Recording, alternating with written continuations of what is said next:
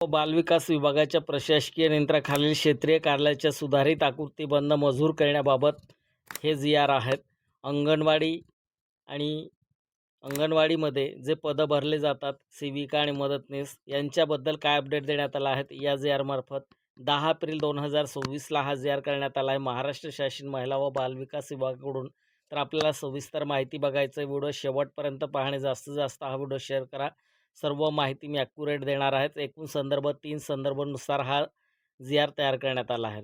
प्रस्तावना सुरुवातीमध्ये दिली आहे. तर शासन निर्णय काय आहेत ते आपण सुरुवातीमध्ये बघू. शासन निर्णय महिला व बालविकास विभागाच्या अध्यक्षतेखाली आयुक्त महिला व बालविकास विभाग पुणे, आयुक्त एकात्मिक बालविकास सेवा योजना नवी मुंबई, महाराष्ट्र राज्य महिला आयोग व दी चिल्ड्रेन अँड सोसायटी इत्यादी क्षेत्रीय कार्यालयातील सर्व पदाचा आढावा घेऊन माननीय मुख्य सचिवांच्या अध्यक्षतेखालील उच्चस्तरीय सचिव समितीने तसेच माननीय मंत्रिमंडळाने दिलेल्या मान्यतेनुसार महिला व बालविकास विभागातील एकूण 9,248 पदापैकी 744 पदे निश्चित करून उर्वरित 8,504 पदामध्ये 165 वाढीव पदे मंजूर करून विभागाची एकूण 8,669 नियमित पदे व 2,843 बाह्य यंत्रणाद्वारे भरण्याची पदे मंजूर करण्यात आले आहेत.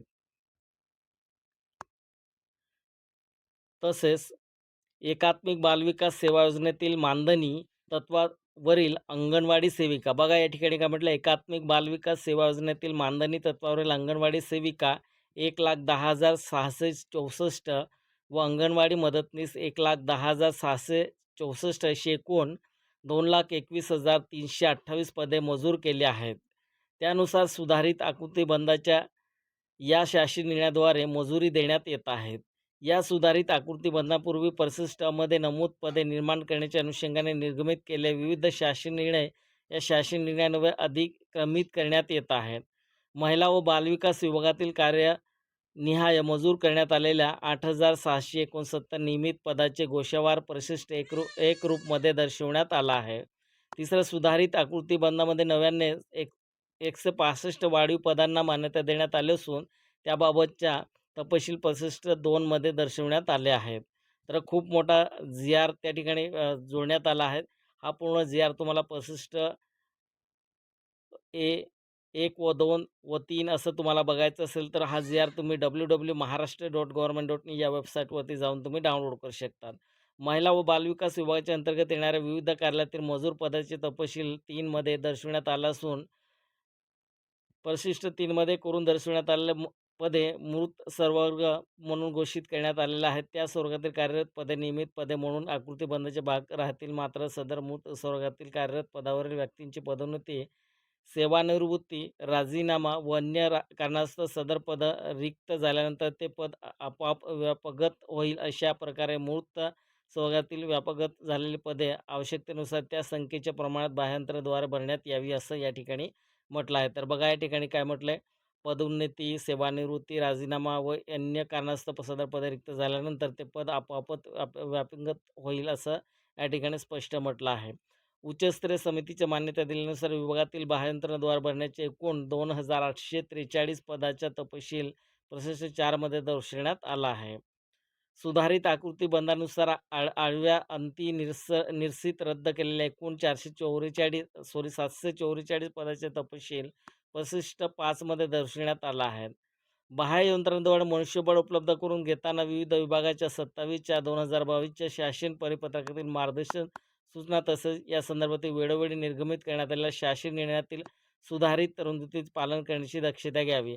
तर बघा, जे सुधारित शासन निर्णय आहे 27/4/2022चा, त्यानुसार हे सर्व काही नियम त्या ठिकाणी पाळावं असं या ठिकाणी म्हटलं आहे आणि वेळोवेळी सुधार करण्यात आलेले असेल ते नियमसुद्धा या ठिकाणी लागू राहणार आहेत.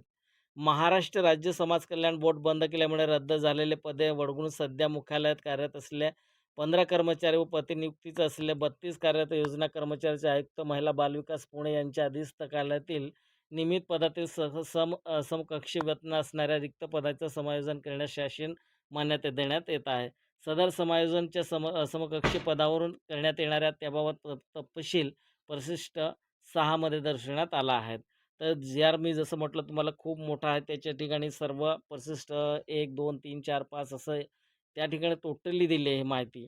ती ती माहिती आपल्याला प्रशिष्ट ते सर्व बघायचं असेल, तर तुम्ही जे तुम्हाला जी-आर डाउनलोड करावा लागेल किंवा खूप मोठा हा जी-आर त्या ठिकाणी अटॅचमेंट करण्यात आला आहे. 12 नंबर आहे सर्व बाल विकास प्रकल्प अधिकारी नागरी व सर्व बाल विकास प्रकल्प अधिकारी ग्रामीण यांना नियंत्रित अधिकारी तसे कार्यालय प्रमुख तथा आहार व संवितरण अधिकारी म्हणून घोषित करण्यात येत आहे. सर्व जिल्हा कार्यक्रम अधिकारी, जिल्हा परिषद यांना कार्यालय प्रमुख तथा आहारण व संवितरण अधिकारी म्हणून घोषित करण्यात येत आहे. तसेच त्यांना जिल्हा परिषदमधील महिला व बाल बाल कल्याण समितीचे सदस्य सचिव म्हणून घोषित करण्यात येत आहे.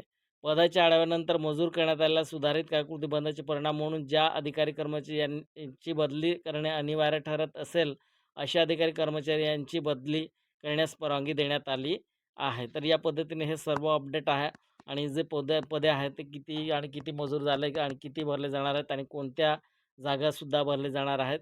जे रिटायरमेंट असेल किंवा त्या ठिकाणी राजीनामा दिला असेल किंवा काही कारणास्तव त्या ठिकाणी ती जागा खाली करण्यात आली असेल, तर ती जागासुद्धा या ठिकाणी भरली जाणार आहेत. जास्तीत जास्त हा व्हिडिओ शेअर करा.